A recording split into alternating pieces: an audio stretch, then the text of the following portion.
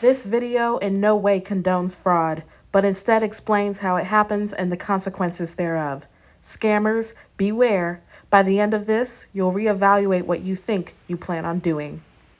So, bust out is when you manage to use your credit card to make cash withdrawals or purchases worth way more than your credit limit.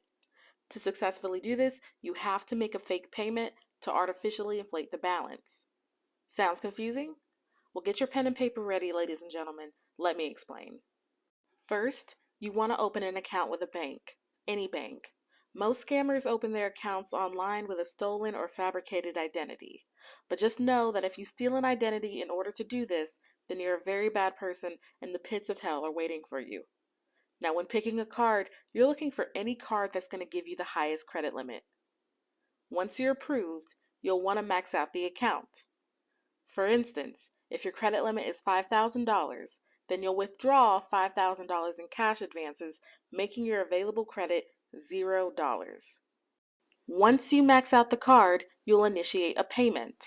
Now, since you're a scammer, you're not actually intending on paying down the balance. No, instead of making a legitimate payment that will come out of your real checkings or savings account, you're going to want to purposely make a fake payment that will eventually bounce.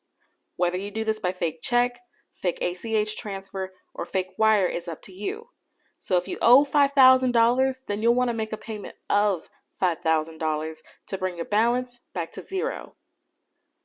This payment will bring your balance back down, increasing the amount of available credit in your account again.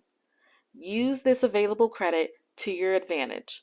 Conduct another cash advance or make purchases until you max out again, but make sure you do this immediately after initiating the payment.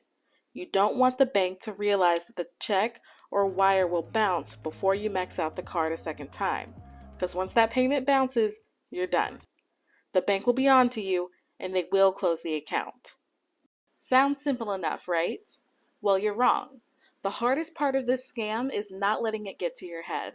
Once scammers decide to follow through on credit card bust out, they tend to do it for everything they can get, not realizing that the more money they cop, the more likely the feds will be on to you. It can be a fun problem to have considering how easy this fraud is to commit, but if you think that's a fun problem now, then let's see how fun it is when you end up like the Shea Melton of Cincinnati, Ohio. Shea Melton was one of 5 people charged in this scheme. It went on for more than a year, in fact. She would deposit bad checks into Fifth Third bank accounts and withdraw money at ATMs, casinos, and check cashing businesses before they even cleared. Melton made a deal to plead guilty. She faced up to 24 years in prison. Again, the best way you can avoid this fate is by using a different identity. Now, instead of stealing identities for yourself, you can always purchase one on the dark web. These identities tend to come from data breaches of large companies and can cost approximately $250 to $500.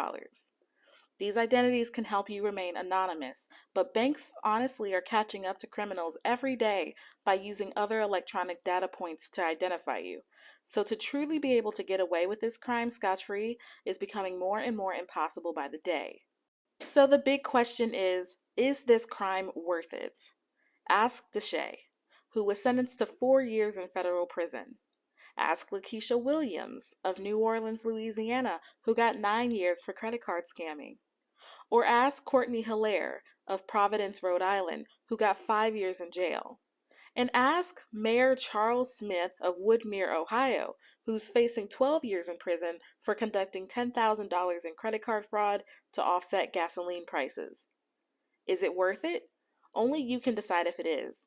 But the right answer is no, it's not. Now, why am I telling you this? Well, every time we share secrets from the highly sought after 2022 Fraud Bible, we take some of the value out of it. Why purchase the Bible when the game is already public knowledge? By taking the value out of the Fraud Bible, we stop putting money in the hands of those who make their living in the black market. So if you want more fraud news and analysis, then go ahead and press that like button and subscribe to the channel. Until next time, stay out of trouble.